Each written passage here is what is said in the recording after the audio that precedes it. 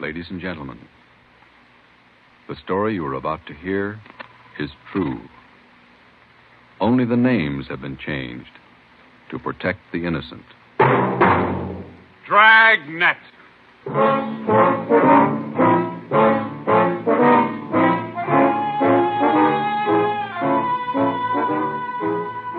Dragnet, the documented drama of an actual crime, investigated and solved by the men who unrelentingly stand watch on the security of your home, your family, and your life.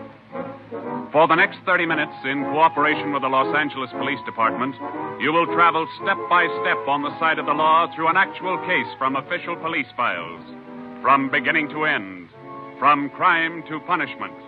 This is the story of your police force in action. Dragnet.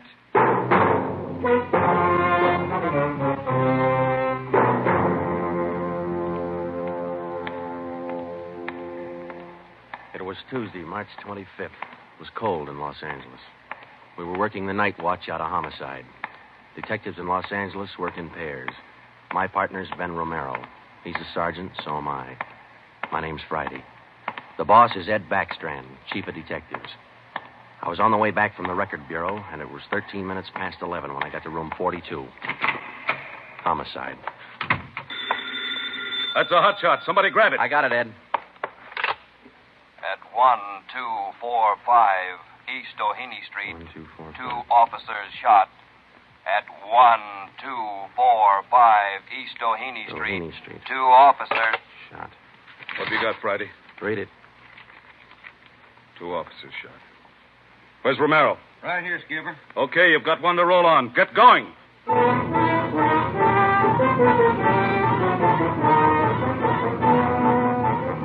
Both Ben and I knew where we were heading. We'd recognized the address. It was the Trapdoor Cafe, a joint in the south end of town that did business with a pretty rough crowd. 13 minutes later, we pulled up in front.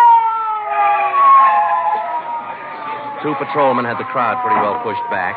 There was a cruiser car in front of the cafe. The car door was open, and an officer was sprawled across the seat. He was conscious but weak, and one of his pant legs was pretty red. Hello, Sarge. Hi, how you doing? I've done better. Yeah, well, what happened? Williams and I were cruising. We've been keeping an eye on this cafe lately. Tonight we decided to take a look. And just as we went in, 2 guys left in a hurry, the back door. We followed them out into the alley. It was dark out there, and I called to them. I said, "Hey, fellas, just a minute, I want to talk to you." They stopped? I'll say. One of them whirled. He had a gun in his left hand. He shot both of us. Left hand, huh? Williams went down and out. I went down, but I took a shot at them. No effect. And I started crawling out here to the car so I could call in. You started crawling? Yeah.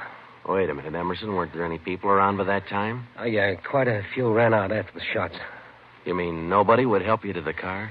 That's right. Did you get a good look at either of the gunmen? Well, one of them was tall. I think he was a redhead. There was something funny about his nose. That's all I saw. It's too dark out there. Williams was closer. I think he got a good look. Joe, the other officer, Williams. He's in pretty bad shape. Is he breathing? He's still alive, Emerson. I don't know how much time he's got. Ambulance? On the way. Okay, let's round up all the men who are in the cafe. We're taking them in.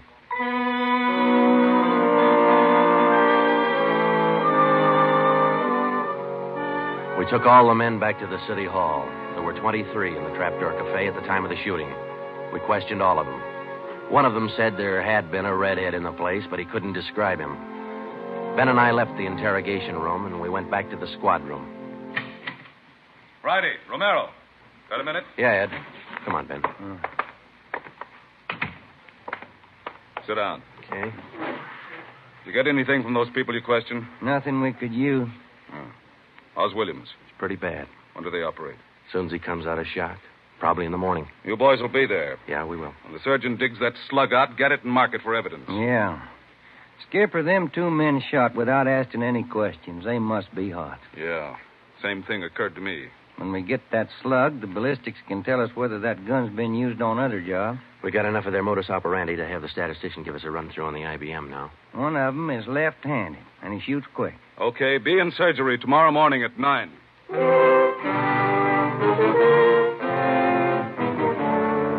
Neither Ben or I said much on the way home, but we were both thinking the same thing. I knew the chief was thinking it, too. Here were two men who'd shot a couple of police officers without asking any questions. Now, I suppose you've heard a lot of stories about what the force thinks of cop killers. Sure, we don't like to lose our friends and partners any better than anybody else would. Why not figure it this way? If these two guys would gun a couple of armed police officers, do you think they'd hesitate to shoot you, the unarmed citizen?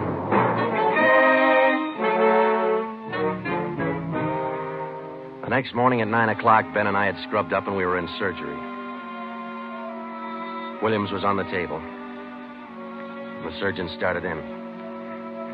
A lot of minutes later, he got the slug. As for Williams, they took out 7 feet of his intestine and said he might pull through.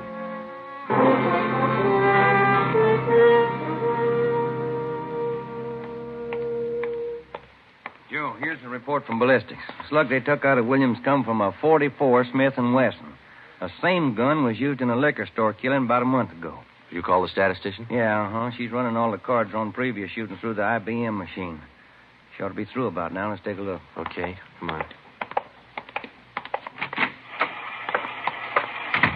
Hi, Helen. Just a second. Okay.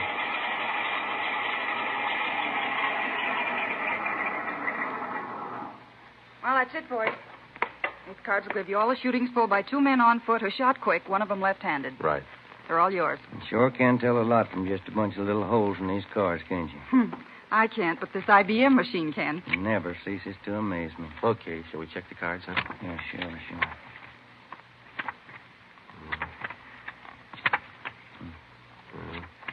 Wait a minute, Ben. Here we are. Huh? Yeah. Here's that liquor store killing ballistics tied the Smith & Wesson in on. Same gun that Emerson Williams was shot with? Well, it checks out. The liquor store was in the same neighborhood as the Trapdoor Cafe. Same gun, huh? Got to be. How long ago? A month ago, yeah. Ben, take the DR number off this card and let's pull the crime report on that job.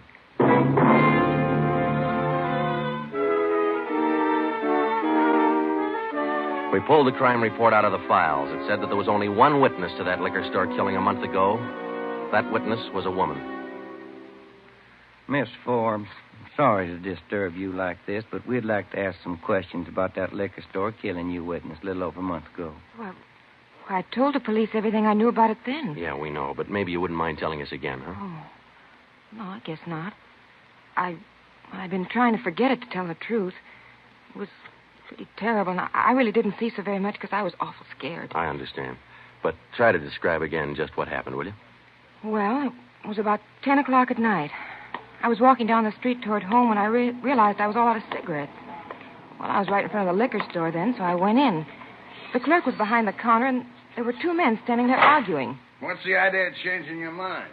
I thought we was going to get bourbon. No, let's get the wine. I want bourbon. Costs too much. Wine's good enough. The rest of them want bourbon, too.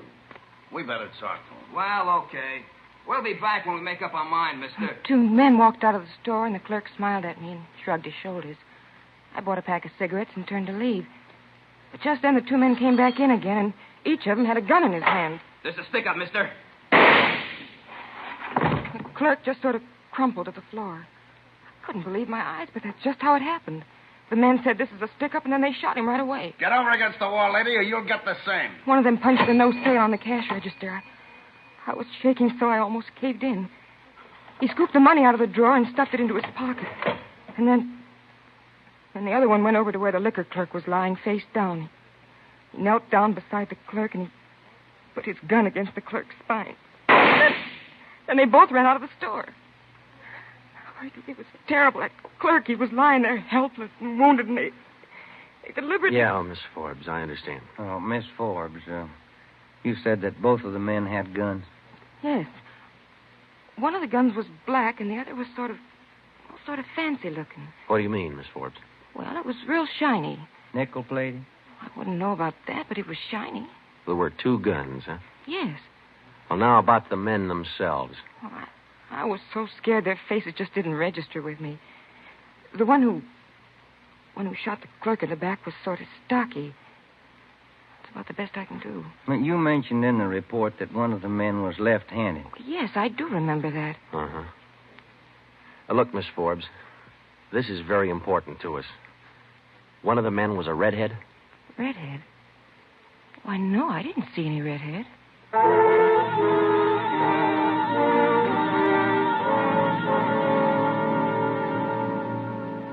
Skipper, me and Joe's run right smack into a stone wall on this thing. What's the complication? Well, there's more than one, Ed. In the first place, we know that the .44 Smith & Wesson was used in both shootings, but the descriptions of the men involved don't check. Police officer Emerson said he thought the man that shot him and Williams outside the Trapdoor Cafe was a tall, left-handed redhead.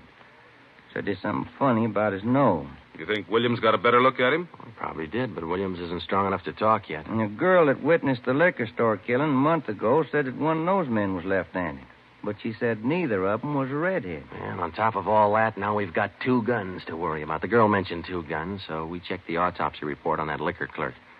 And, Ed, the bullet that actually killed him came from a .32-20, not a .44 Smith & Wesson. That fact didn't get any publicity at the time, did it? No, it didn't. Okay. We won't give it any publicity now either. With a lowdown, it's just the .44 Smith & Wesson we're after. Because if whoever owns the .32-20 finds out it's hot, we'll never get it. Anything else? Well, we sent teletypes to all outlying stations in neighboring cities. Told them that if they get any red-headed suspects, no matter what charge they got them on, to hold them for questioning. Yeah. Now, how about this .32-20, the actual murder weapon? Any leads on it? We've got one, Ed. We've been checking the records, and we discovered that 4 hours after the liquor store killing, a taxi driver in the neighborhood was shot and robbed. Slug was pretty well matched, but there was enough to tell it was from a .32-20.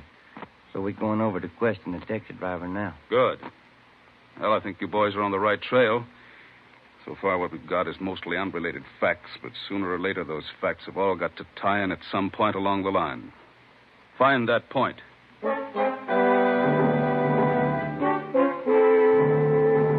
Yeah, find the point. Find the tie-in. Well, Ben and I went over to see the taxi driver, a guy who was living on borrowed time. Yeah, it was about 2 o'clock in the morning when it happened. I got a call to pick up a fare near 105th and Avalon, you know. Yeah. Mm-hmm. Well, I got there. Somebody came over, pulled open my cab door, and said, "This is a stick-up." Then blew it. You let me have it. Just like that, huh? Yeah, just like that. Same deal as others, Joe. Itchy trigger finger. Yeah. Did you get any kind of a look at the fella? Look, no, it's too dark. Uh-huh. Hey, according to the report, you got shot in the chest. Yeah, that's right. Oh, you're maybe wondering how come I'm still alive, huh? I'll tell you, pal, it's like something you'd see in a bad movie, you know? I'm carrying a few silver dollars with me, 9 of them to be exact. So I decided to stick them in my breast pocket. Well, mister, that just saved my life. The slug hit them silver dollars. It's one for the book, huh? Yeah, you said it. Well, thanks very much. Say, incidentally, we had a little trouble finding you today. You weren't at the stand you operated out of last month. Well, look, I'm not only not at my usual stand, I'm not driving a hack no more. Oh? Look, after what happened, are you kidding?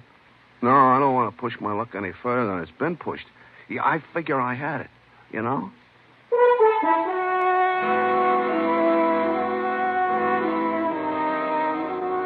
And about that time, Ben and I were beginning to figure we'd had it. We were getting nowhere fast. We had a few informants nosing around, but so far they hadn't come up with any leads. Well, Ben and I followed up all the teletypes that poured in. We just got back from Santa Ana, where we'd been questioning a red-headed suspect, and we'd flopped in the squad room when Chief Backstrand's door opened. Friday. Romero. Got a minute? Yeah, Skipper. Any luck with the Santa Ana redheads? No, none at all. I guess you haven't heard the latest. We just now got back in town, Skipper. Early this morning, another cab driver got shot. What? Yeah. Man came up to his taxi, opened the door, said, "This is a stick-up," and shot him. Bullet went through one leg and into the other, but the driver managed to start his cab and drove over to a cafe. He called in from there. Boys recovered the slug? Yeah. It came from the same .44 Smith & Wesson that was used in the other 2 jobs. The cab driver get a look at the gunman? Yeah, briefly. Was it the redhead? No. Oh, the stocky guy. He wasn't red-headed and he wasn't stocky. That's all the driver knows. Well, that's great. Skipper, this is beginning to sound like a gun of the month club. You reckon somebody's renting them guns out? Well, they're passing the guns around all right, but I think they're working together. The way they operate indicates that. Yeah, the trigger-happy routine. Killing is apparently more than a business to them. It's pleasure, too. That's why we've got to get to them fast. Come over here. All right. Come on, Ben. Here. Take a look at this map. Uh-huh. Here's the Trapdoor Cafe, and over here's the liquor store. And down here is where the first cab driver got shot. Mm-hmm. Right here's where the second one got it. All of the shootings have taken place within an area of 10 square blocks. Okay. Tonight we're going to throw a blockade around that whole area. Good. It'll go into effect at 10 p.m.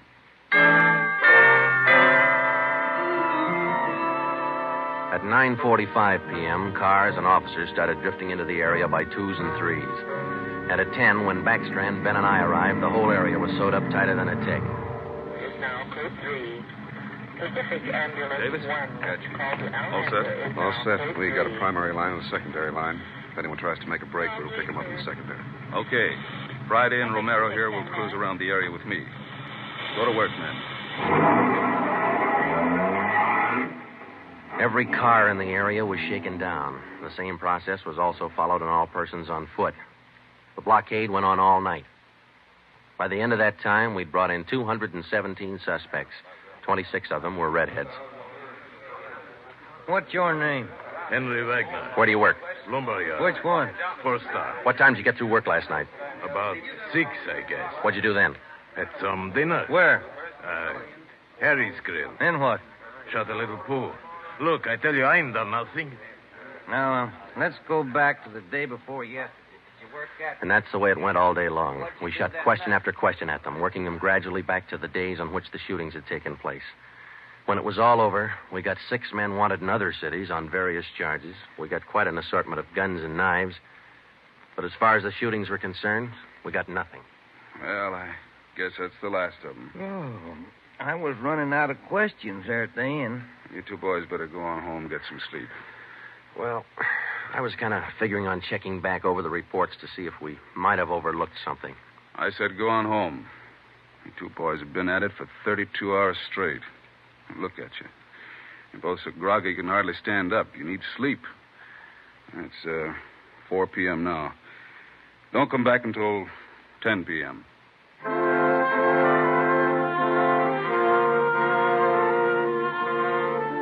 When I walked into the squad room at 10, Ben was already there. An informant had just phoned in a new lead. He told Ben he'd heard about a gang that had been hanging out down around the DeVere bungalow court in the south end of town.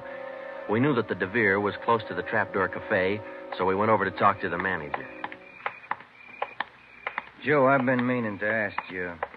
You checked on how Williams is getting along? Yeah, I did. I called the hospital this afternoon. It's going to be all right. Oh, that's fine. Well, here we are. Yeah, manager's office. Still got a light on.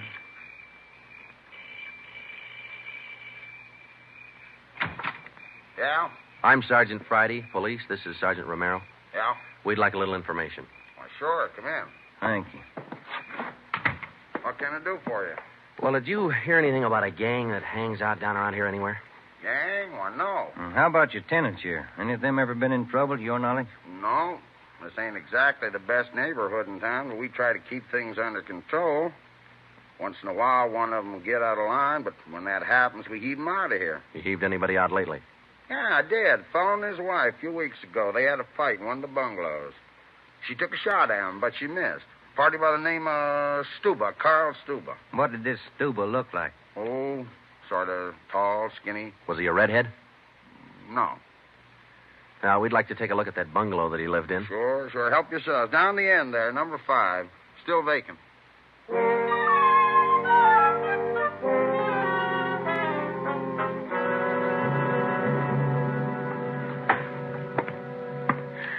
Well, I guess that does it. Stuba didn't leave a thing behind. Matter of fact, we don't have anything to prove that this Stuba's tied in at all. We're only working on a hunch. Hey, Joe, look. Where? Up on the wall there, just by the window. Oh, yeah. Yeah, that plaster there, it's newer than the rest. You got a knife? I sure have, boy, and I'm carving. That manager'd be awful unhappy with me if he was here. Yeah, he would. Yeah, Hey, Joe, here it is. A slug. They plastered right over it. Okay, dig it out, and let's hope it matches. It matched. The slug from the wall came from the same .44 Smith & Wesson that had been used in the other shootings. So now we had a name to work on, Carl Stuba. But he'd done a good job of dropping out of sight. Well, the next day, Ben thought he had another lead. I've just been talking to another informant, Joe. He says he heard that there's a fella down in that neighborhood been trying to sell a gun lately. What kind of a gun? Nickel-plated with steer horn handles. Nickel-plated? Well, maybe that's our .44 Smith & Wesson. Maybe. Did the informant know who this man was? Said the feller's name was Alonzo. Yeah. Alonzo who? Just Alonzo. That's all he knew.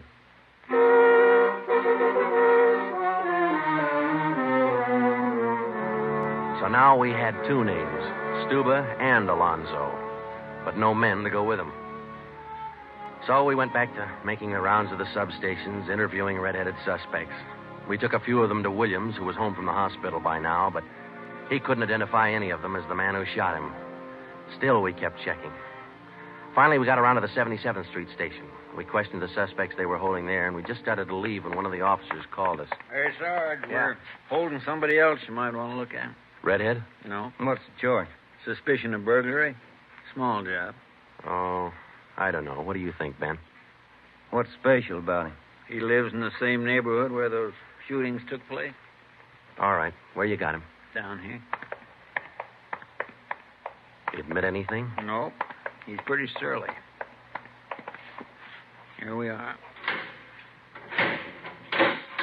Thanks. Hi. What do you want? I'm Sergeant Friday. This is Sergeant Romero. We'd like to ask you a few questions. Look, I already told the other cops all I know. I didn't steal no radio from that jerk. What's your name? We've been through all that once. Come on, what's your name? Jackson. Alonzo Jackson. Alonzo. I looked at Ben, and Ben looked at me. This could be the Alonzo who'd been trying to peddle that Smith & Wesson. Ben and I both knew here was one suspect we'd have to be real careful with. Alonzo, according to the records, this burglary you're suspected of took place on the night of the 27th. Look, how many times do I have to tell you guys they didn't have anything to do with it? You got an alibi for that night? Sure, I got an alibi. I was out with a couple of friends, I can tell you. What's your friends' names, Alonzo? One of them's Crandall, the other Stuba. Stuba, the guy who used to live in the bungalow court.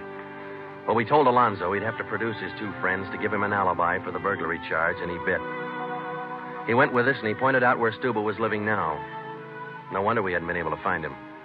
It was a little shack at the back of a lot behind two houses. We thought it was a chicken coop at first.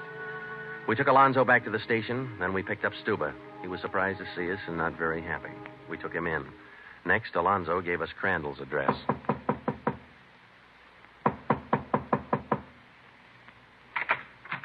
Yeah? Mr. Crandall in? No. Will he be back soon? I don't know. Who are you? Sergeant Friday, Sergeant Romero, police. What do you want with him? Oh, nothing important, lady. We just wanted him as a witness. Oh. Well, I don't know just when he'll be back. Probably an hour or two. Okay, thanks.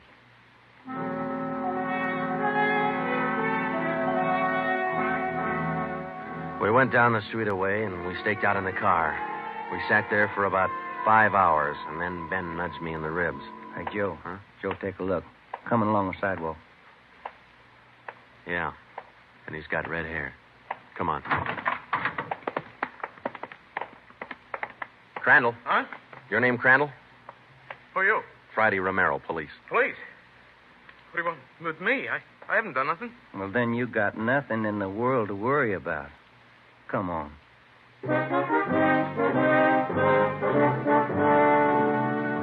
We questioned Crandall for an hour, but he wouldn't give an inch. Denied everything. Then we put him in a car, and we drove over to Officer Williams' house. I left Ben in the living room with Crandall while I went in Williams' bedroom.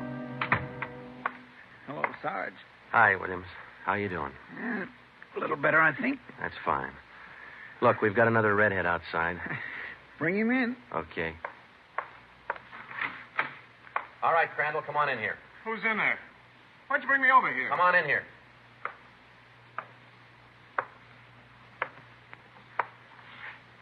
How about it, Williams? That's the guy. No, I'm That's not. the guy that shot me. Well, Crandall? No. Yeah. It was an accident. I didn't mean to shoot him. It was an accident. Once Crandall got started, he talked his head off. He also admitted being in on the liquor store killing, but insisted he was only the lookout. We took him back to the station and got his whole story down on a tape recorder. Yeah, he was left-handed. Then we went back to Alonzo, who didn't know we had Crandall's confession. We met the chief in the hall outside the room where they were holding Alonzo. About ready to tie the knot? Oh, hope so, Chief. But Alonzo hasn't given any yet. And we still haven't found those guns. We've got one of them. Which one? The Smith & Wesson. Stuba popped about that one 10 minutes ago. Said he left it with his girl. A couple of the boys are on their way over to get it now. That's good, Ed. That leaves just the 32-20. You haven't mentioned the 32-20 to Alonzo, have you? No. He still thinks we're after that Smith & Wesson, and that's the way we're going to play it right now. Go ahead. Look, how much longer are you guys going to hold me here? Didn't you check with those friends of mine? Alonzo, we got a tip that you've been trying to sell a gun lately. A gun? Yeah, 44 Smith & Wesson. Oh. No, it's not true. That Smith & Wesson's been used in a couple of robbery jobs this month, and we think it's your gun. That's a lie. Any proof of that? Why, yeah. Sure, I got proof of that. I used to have a gun, but it wasn't a Smith & Wesson. Look, if I tell you where it is, that ought to convince you, shouldn't it? It'll help things. Okay. I sold it to a neighbor of mine. He gave me $7. I'll give you his address. You sure it's not a Smith & Wesson? Sure, I'm sure. It's a 3220. Yeah, it worked. We went to the neighbor's address, and he admitted having bought the 3220, but said he lent it to a friend who'd never returned it. The friend had hocked the gun to a barber. The barber gave him $15 and a haircut for it. We finally got it from the barber, and we came back to the station. I'm all set, Joe. I'll be in the next room. Just give me the nod. Okay. Hello, Alonzo. Hey, you got the gun. Yeah, we got the gun. Well, now maybe you'll believe I'm on the level. Okay if I go now? I guess we won't be able to hold you here much longer. You can say that again, brother. You could have saved a lot of time if you'd have listened to what I've been trying to tell you all along. I guess you're right, Alonzo. Sure, I'm right. You know, you guys would be a lot better off you believe guys like me the first time we tell you something. But on the liquor Instead store of job, running... I was only a lookout. I was outside. Huh? It was the other two who pulled that one. Stuber and Alonzo. Alonzo killed the clerk. Hold it, Alonzo. Dirty, All right, Alonzo, that's enough. Now, come on, how about it? What's the use? All right. That's like he said.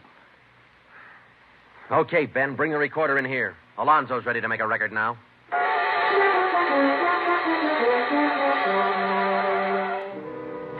By playing back Crandall's statement that we'd recorded earlier, we got a full confession from Alonzo. We took the three of them out and had them reenact the 4 shootings, and we photographed it on sound film.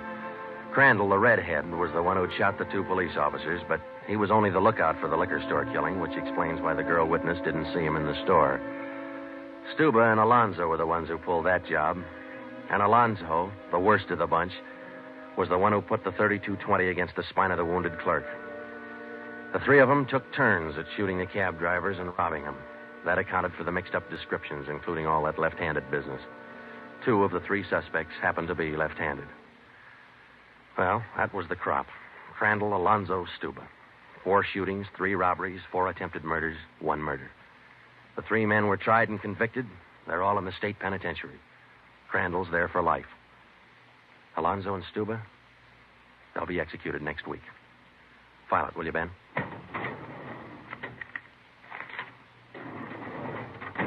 Case closed. Dragnet.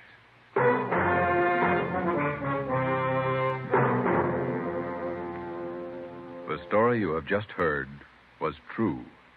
Only the names were changed to protect the innocent.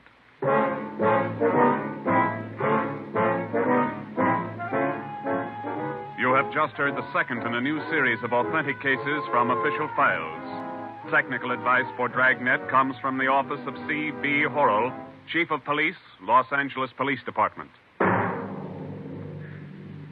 Tonight's program is dedicated to Radio Officer Delmer E. Cook of the Los Angeles Police Department, who, on the afternoon of December 6, 1948, gave his life so that yours might be more secure.